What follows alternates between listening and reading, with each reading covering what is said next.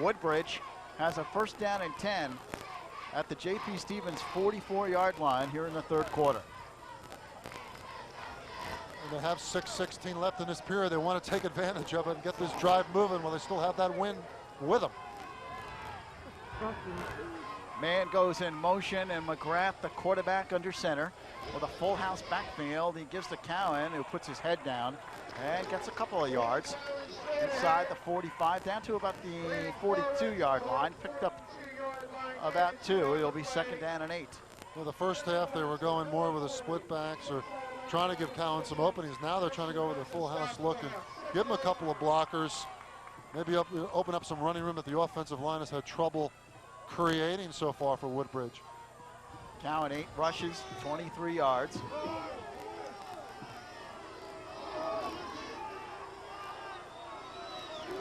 Ball sits at the 42. Second and 8. McGrath looks to throw. Now he'll run it himself, and he carries across the 40 down to the 39-yard line. That was run all the way for Sean McGrath. He's about 5 yards shy, and it brings up a big third down play for the Barons. Yeah, they've been using Bobel and Rob Terabetsky as almost blocking backs, trying to create space in the running lanes for Woodbridge. And here we have a big 3rd and 5 situation.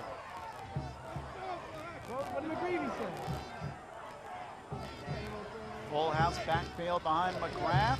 Fakes the handoff. Throws out to Jones, who can't get that one. Tried to go up the ladder at the 25, and the coverage by Jamil Davis. So it goes incomplete. Woodbridge will have to punt. Remember, Woodbridge does not have Keith Hemmings, who injured his ankle in the second quarter. Returned to the field at the start of the second half, but then turned around and headed back to the locker room. So we have not seen number 12 back for the Barons, and that's been a big loss here offensively. Actually, Woodbridge will not punt. They will go on 4th down and 5. Fumble, and that ends that play. So J.P. Stevens takes over at the 40-yard line.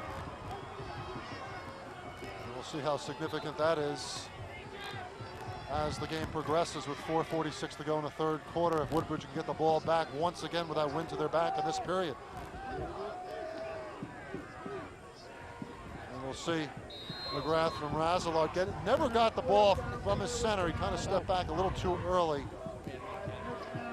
McGrath losing his concentration in that play. So the Hawks take over at the 41. First and 10, J.P. Stevens. They have a 7-6 lead with 4:46 left. Handoff up the middle, Braxton. Haven't seen his number called for quite some time. He gets a couple of yards up to the 43. Pickup of 2, second down and 8. And J.P. Stevens trying to adjust. They put Braxton practically on Lane's rear end for that simple handoff up the middle just to shorten the play, as they're having problems with those long developing option plays, and Woodbridge have great penetration. That time they pick up a couple. First play for positive yardage this half for the Hawks. That's how devastating the Woodbridge defense has been in this third quarter. Lane throws, and it is nearly intercepted. It was a quick hit play over the middle to Davis, but he couldn't find the handle, and on the deflection, it almost got picked. A good idea, but a dangerous play in the same sense. Lane is so cognizant of Woodbridge's quick penetration with the linebackers that he's trying that little quick opener, but nothing going there, and sets up a big 3rd and 8 situation at their own 43-yard line. And the fans are cold, and a couple senior citizens, it looks there, bundled up, enjoying their high school football. Oh yeah, what a way to spend a December afternoon, huh? True fans. 3rd down, 8, split backs. Fumble! Ball is loose, still loose. Looks like Woodbridge might have recovered, and they have. Inside the 40 at the 37. And a guy who makes big plays for him, Ray Bobel, number 89. Then on the recovery, Bobel had the great block punt to set up the winning score against Old Bridge in mid-season 47-46 victory.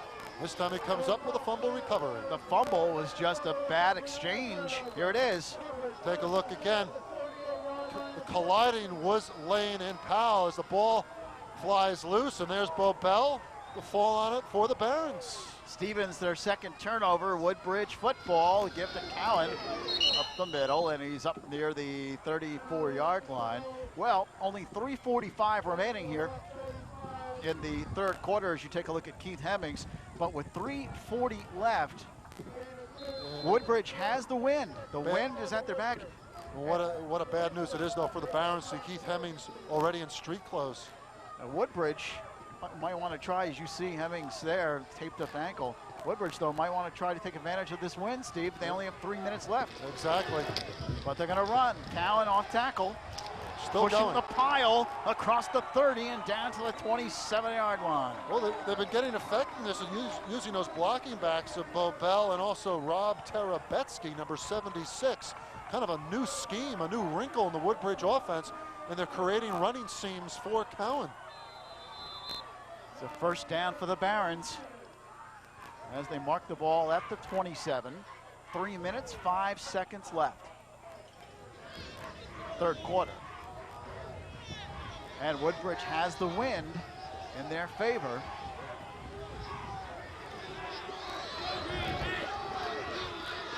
McGrath hands it off. Cowan, big hole. And he picks up good yardage. Inside the 25, down near the 22-yard line. Braxton on the tackle, but a pickup of 5. And Ray Bobel doing another terrific job, number 89, blocking out of the backfield right there. We see him in front, and he creates an opening. And Cowan takes advantage, and also off the rear of Rob Terabetsky. So Woodbridge doing a great job blocking right now for him, Cowan. Second down and call it 4. They picked up 6 on the last play. Again, a running formation for the Barons. They're running. Cowan gets outside. He turns the corner at the 10 to the 5. He is out of bounds at about the 1-yard line. I got to credit Bill Myers and his staff with good call there. A 22-yard pickup by Cowan on the toss sweep. They kept coming back, so they go the other way with the sweep. And Cowan has an opening 22 yards as he eyed that goal line. And first and goal situation at the 1-foot line for the Barons. Cowan in the first half, 11 yards. This half, 52 yards rushing, so quite a difference. Tremendous second half running the ball for Woodbridge. First and goal, Woodbridge at the 1-yard line. Split backs, quarterback sneak, McGrath. Touchdown, Woodbridge.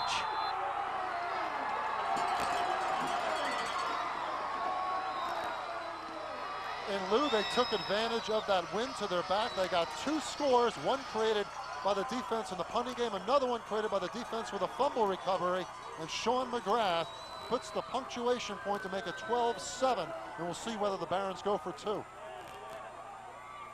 Taking another look at it, McGrath with a splits back and back of him, and he just takes it up behind the outstanding center. Roselard takes it into the end zone. Woodbridge will go for 2. McGrath lines up, give to Cowan, he's in! 2-point conversion. And all the momentum in the Barons' favor at this point of the game with 2 minutes to go in the third quarter. It's now Woodbridge 14, J.P. Stevens 7. Let's go down to Anthony Campiglia. Lou, credit that score for the Barons to their offensive line. They did a great job of firing off the ball and creating holes, blowing the J.P. Stevens defensive line back 2-3 yards off the line of scrimmage. They've now taken a 7-point lead. Stevens really needs to do something here on this offensive series to get back into it. Back upstairs to you. And here's a perfect illustration of the work of the offensive line, Steve Tober.